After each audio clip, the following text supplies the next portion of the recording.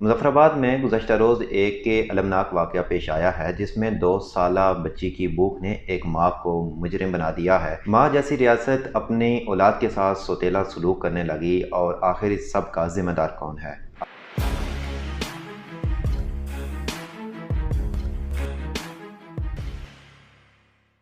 ये लोग वो हैं जो दो एक सीढ़ियाँ फलांग कर खुदाए लम यलिद पर चीखने लगें कि मकाम दे। हुजूर आदमी का पेट फ़लसफ़ा है, सिर्फ पेट। बशर को रिज़्क़ चाहिए, राम दे या रहीम दे। अस्सलाम वालेकुम नाज़रीन, मुझे राजा ज़ोई बक्सीर कहते हैं और आप देख रहे हैं वाओ का ऑफिशियल फेसबुक और यूट्यूब चैनल। मुज़फ़्फ़राबाद में गुज़श्ता रोज़ एक के अलमनाक वाक़या पेश आया है जिसमें 2 साला बच्ची की भूख ने एक माँ को मुजरिम बना दिया है। माँ जैसी रियासत अपनी औलाद के साथ सौतेला सलूक करने लगी और आखिर इस सब का ज़िम्मेदार कौन है? आज की वीडियो में इस हवाले से बात करेंगे। नाज़रीन करम, गुज़श्ता रोज़ आज़ाद कश्मीर के दारुल हुकूमत मुज़फ़्फ़राबाद में वाक़या ये पेश आता है कि एक जोड़ा अपनी बाइक को सड़क किनारे पार्क करता है और उसके बाद मुकामी फ़र्द से लिफ्ट लेता है और वो उनके साथ बैठ के कुहाला ब्रिज की जानिब में सफ़र हो जाते हैं। दौरान सफ़र अचानक से वो जोड़ा ब्लेड निकालता है और गाड़ी की पिछली सीट में बैठी हुई छोटी बच्ची के गले पर और ड्राइवर के गले पर ब्लेड रखते हैं और उनसे पैसों का मुतालबा करते हैं और बासूरत दीगर उनको इनका गला काटने की धमकी देते हैं। मकामी फ़र्द गाड़ी को साइड पे रोकता है और फिर उनके बाद उनको बोलता है कि आप नीचे उतरें, हम आपको पैसे देते हैं। जब वो नीचे उतरते हैं उनके साथ हाथापाई हो जाती है। मुकामी फ़र्द के साथ बैठी हुई सवारियाँ शोर मचाती हैं और मुकामी लोग जमा होना शुरू हो जाते हैं। इसी असना में जिससे जोड़े ने लिफ्ट ली होती है वो वहाँ से भागते हैं अपनी जान को बचाने की खातिर और वो दरिया की जानिब जाके अपने आप को छुपा देते हैं। मुकामी अफराद पुलिस की मदद हासिल करते हैं, पुलिस आ जाती है और वो पुलिस की मदद से उन लोगों को ट्रेस करने में कामयाब हो जाते हैं। उनको हिरासत में लेने के बाद मुकामी अफराद और पुलिस वाले तशद्दुद का निशाना बनाते हैं। औरत को बुरी तरह मारा पीटा जाता है और एक मेल पुलिस वाला औरत को घसीटते हुए प्राइवेट गाड़ी में बैठाकर थाने लेके जाता है। थाने में जाके उस बंदी का बयान आता है। वो बयान में कहती है कि उसके घर में 2 साल की जो बच्ची है वो भूखी थी। उसने ये वारदात भूख से मजबूर होकर डाली है और उसका ख्याल ये था कि इस तरह से वो 10 से 15 हज़ार रुपये जमा कर लेगी जिससे उसके बच्चों की भूख मिटाई जा सकती है। पठानकोट रहते हैं, इधर ही 4 साल हो गए मेरी शादी को। मेरे कोर्ट मैरिज के पठान हूँ, ये सब है, ये मेरा मियाँ है। तो हम गुर्बत के मारे से गुर्बत आटा सौदा वगैरह कुछ नहीं था घर में। 2 साल की बच्ची है तो मजबूरी के मारे से हम किडनैपर नहीं है। हमने सिर्फ बोला था 10-15 हज़ार मिल जाएंगे। जिस तरह उन्होंने शोर मचा के तो उन्होंने ये समझा कि किडनैप कर रहे हैं बच्चियों को। आप ये बताइए, ये ख्याल आपको कैसे आया? ये ख्याल अगर आप किडनैपर ना होते तो ये आप ये जो वारदात की है तो ये तो वाकई वारदाती लोगों का काम है ना। गरीबी के मारे से लेटे, फिर काम नहीं होता था, गरीबी गुर्बत भूख प्यास की वजह से। मैं पहले से भी ये काम कर रही है। किया पहले आप बेशक पहली बार है। मैं अपनी सच्चाई के साथ कहती हूँ, अपनी अल्लाह को हाजिर नाजिर जान के, क्योंकि मैंने अपनी बच्ची के पास जाना है और मैं अपनी बच्ची की खातिर जो मैंने कुछ बोला सच्चाई ही बोली है मैंने। जो वकील साहब की बच्ची को जख्मी किया है तो उसका क्या होगा? मुझे ये नहीं पता इसने जख्मी किया यानी केस का मुझे नहीं पता सही जो बात है। एक जैसे मैंने लिफ्ट मांगी तो ये जाके बैठ गए हैं। इन्होंने बोला है कि जो कुछ है 10-15 मतलब दे दें। जैसे उन्होंने शोर मचाया है बाजी ने तो वो फिर इन दोनों के आपस में चपट हो गई थी। तो मियाँ, आपके मियाँ का क्या नाम है? मोहम्मद आकिल अब्बासी। मोहम्मद आकिल अब्बासी जी। कौन सी जगह रहते? पठानकोट। पठानकोट, खास पठानकोट कौन सी जगह में? खास पठानकोट दरकुटी हकीम साहब नहीं है उनके घर के पास। खास पठानकोट किराएदार है आप? किराएदार है? हमारी रहायश गाँव है इनका ये अपना। अच्छा, कब से रह रहे? 4 साल हो गए मेरी शादी को। मैं इधर आई हूँ जब 4 तकरीबन साल। पीछे कौन सी जगह से? पिछले में 17 मील। 17 मील?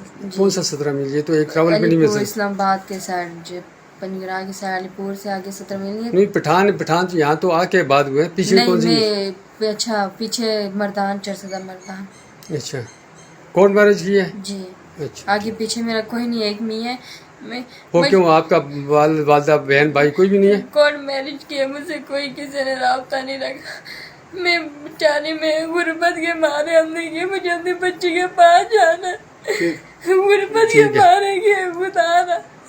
अब اب سوال یہ اٹھتا ہے ناظرین کہ اس تمام تر واقعے میں ذمہ دار کون ہے؟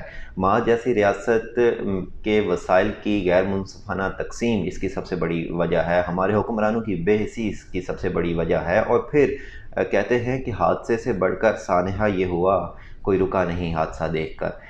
جب ان لوگوں کو تشدد کا نشانہ بنایا جا رہا تھا مقامی افراد کی جانب سے تو پولیس والوں نے بھی ان کو نہیں روکا، اور پھر ستم ظریفی یہ کہ ایک خاتون کو جو ملزمہ ہے اس کو میل جو پولیس والے ہیں وہ گھسیٹتے ہوئے لے کے جا رہے ہیں۔ ناظرین اکرام، جس سوسائٹی میں ہم رہتے ہیں بالخصوص آزاد کشمیر کی، وہاں پر ہر ایک فرد دوسرے فرد سے کنیکٹڈ ہے، ایک دوسرے کے دکھ سانجے ہیں، خوشیاں سانجی ہیں، ایک دوسرے کی عزتیں سانجی ہیں، تو ایسے معاشرے میں ہم اب ایک دوسرے کا خیال نہیں رکھتے۔ آج کل کے اس نفسا نفسی کے عالم میں جو تیزی سے پیسہ کمانے کی اور شہرت کی جو ہوس ہے اس نے انسانیت کو بھی شرما کر رکھ دیا ہے۔ ناظرین کرام، جس انداز سے اس کو گھسیٹا گیا، جس انداز سے اس کو مارا گیا اور پھر اس کے بیان کو سوشل میڈیا کی زینت بنا کے اس کو مجرم ڈکلیئر کیا گیا، یہ ہمارے لیے ایک شرمندگی کا باعث ہے اور سوالیہ نشان ہے ان لوگوں کے لیے جو صاحب اقتدار ہیں۔ اس کے علاوہ ناظرین دوسرا بڑا عام مسئلہ یہ ہے کہ جو پرائس کنٹرول کمیٹی ہے وہ برائے نام اور کاغذات کی حد تک ہے، وہ لوگ اپنا کام اچھے طریقے سے نہیں کر رہے۔ ایک جگہ پر اگر آپ فروٹ کی قیمت کا پتہ کریں گے تو وہ کچھ اور ہوگی، دوسری دکان میں کچھ اور ہوگی، اور اگلے چوک پہ بالکل ہی مختلف ہوگی، اور یوں اگر آپ ایک بازار سے دوسرے بازار میں جائیں تو وہاں کے ریٹ پہلے والے بازار کی نسبت بالکل مختلف ہوں گے۔ تو یہ سب صورتحال تب ہوتی ہے کہ جب ریاست اپنی آنکھیں ایسے بند کر لیتی ہے جیسے کبوتر بلی کو دیکھنے کے بعد خود کو محفوظ سمجھتا ہے۔ تو ایک طرف جہاں پر نفسا نفسی کا عالم ہے، مہنگائی اپنے عروج پہ ہے، دکاندار جو ہیں وہ اپنی من مانی کر رہے ہیں، اپنے من چاہے ریٹ دے رہے ہیں، تو جو غریب لوگ ہیں اور ایسے لوگ بالخصوص جو اس غربت کی لکیر سے بھی نیچے زندگی بسر کر رہے ہیں، اپنا گزر بسر کیسے کریں گے؟ ایک سوال یہ بھی ہے کہ کیا غربت کی لکیر سے نیچے زندگی گزارنے والے لوگوں کو کسی بھی ملک یا ریاست میں جینے کا کوئی حق نہیں ہے؟ کیا وہ اپنے بچوں کا گلا گھونٹ دیں؟ کیا وہ ان کو زہر دے دیں؟ یا پھر وہ اس طرح کی واردات کر کے ایک دم سے 10-15 ہزار روپے جمع کر کے اپنے بچوں کے لیے عیش خود و نوش حاصل کریں؟ ناظرین اکرام، میں یہاں پر ایک واقعہ اور یہ بھی کوٹ کرنا چاہتا ہوں کہ میں نے گزشتہ ایک سابق ایڈیشنل انسپکٹر جنرل کا انٹرویو کیا آزاد کشمیر کے، اور انہوں نے دوران انٹرویو یہ واقعہ سنایا کہ ایک ڈکیتی کی واردات ہو گئی جس کو ٹریس کرنا کافی مشکل تھا۔ بہرحال انہوں نے مختلف ٹیکٹکس کو استعمال کرتے ہوئے ان ڈکیتوں کو گرفتار کر لیا۔ جب وہ ڈکیتوں کو لے کر تھانے آئے اور تفتیش کی تو دوران تفتیش یہ پتہ چلا کہ جو ڈکیت تھا وہ ایک سرکاری اسکول کا ٹیچر تھا۔ ناظرین کرام، المیہ یہ نہیں ہے کہ استاد نے چوری کی یا ڈکیتی کی، سوال یہ ہے کہ ایسی وہ کون سی چیز تھی جس نے ایک استاد کو ڈکیتی پر مجبور کر دیا۔ بالکل ویسا ہی کیس یہ ہے کہ ایسی کون سی چیز تھی جس نے مجبور کروایا ایک ماں کو کہ وہ اس طرح کی واردات ڈالے؟ اس سب کا ذمہ دار کون ہے؟ ہمارے مظفر آباد کے جو پولیس کے حکام بالا ہیں وہ اس سوال کا جواب دے پائیں گے کہ ایک خاتون کو میل کانسٹیبل کا گھسیٹنا اور پھر اس کو پرائیویٹ گاڑی میں بٹھا کر تھانے لے کے جانے کا کون ذمہ دار ہے؟ کیا کوئی اس سوال کا جواب دے پائے گا ایک بھوک سے لکھتے ہوئے بچوں کی ماں کا جرم کرنا در حقیقت کیا اس کا جرم ہے یا پھر اس میں سوسائٹی کی ذمہ داری بھی کچھ بنتی ہے؟ کیا اس سوال کا کوئی جواب دے پائے گا کہ غربت کی سطح سے نیچے زندگی گزارنے والوں کا پرسان حال کیا ہوگا؟ کیا کوئی اس سوال کا جواب دے پائے گا کہ جو لوگ سفید پوش ہیں، جو لوگ مانگ نہیں سکتے اور ان کے پاس کوئی روزگار نہیں ہے، وہ اپنی زندگی کو کیسے گزاریں گے؟ کیا آپ لوگوں کو نہیں لگتا کہ آنے والے وقتوں میں جو متوسط طبقہ ہے، جو ایسا طبقہ ہے بالخصوص جو غربت کی لکیر سے نیچے زندگی گزار رہا ہے، وہ مجبور نہیں ہو جائے گا کہ وہ کچرے سے اٹھا کر اپنے بچوں کے لیے رزق کا بندوبست کرے، وہ ہمارا ضائع کیا ہوا فوڈ اٹھائے اور اس کو استعمال کرے، اور پھر آخر جب وہ اس سب سے بھی اکتا جائے تو کیا وہ مجبور نہیں ہو جائے گا کہ وہ کسی بھی ایسے شخص کو کہ جو اچھی گاڑی پہ سفر کر رہا ہے یا جس نے اچھے کپڑے زیب تن کیے ہوئے ہیں، اس کو کہیں تنہائی میں گھیر لیں اور پھر اس سے پیسے وغیرہ ہتھیا لیں؟ کیا اس طرح کے واقعات کی روک تھام کے لیے ہمارے پاس کوئی سولوشن ہے؟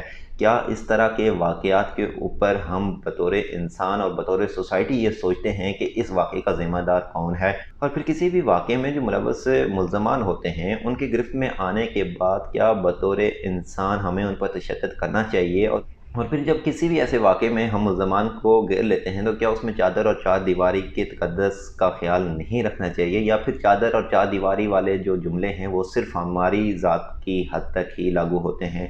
کیا دنیا میں جتنے بھی اچھے اصول ہیں وہ صرف ہم پر اور برے اصول دوسروں پہ لاگو ہوتے ہیں؟ اور ایک سوال یہاں پہ یہ بھی عام ہے ناظرین کہ کیا سچ ہمیں صرف دوسروں کی ذات کا بولنا چاہیے؟ اگر ہمیں دوسروں کی ذات کا سچ بولنا چاہیے تو پھر سوال یہ ہے کہ ہماری ذات کا سچ کون بولے گا؟ اپنے گربانوں میں جھانکیے اور یہ ضرور دیکھیں کہ آپ کے قرب و جوار میں جو متوسط طبقہ ہے، خاص کر کے آپ کے قرب و جوار سے اٹھ کر اس طرح کی کسی بھی واردات میں ملوث ہو جاتا ہے، اس کا ذمہ دار کون ہے؟ کیا اس کی بھوک اس کی ذمہ دار ہے؟ کیا ریاست اس کی ذمہ دار ہے؟ کیا اس کے قرب و جوار میں رہنے والے لوگ ذمہ دار ہیں؟ ناظرین کرام، اس سوال کا جواب میں آپ پہ چھوڑتا ہوں۔ مجھے دیجیے اجازت، فی امان اللہ۔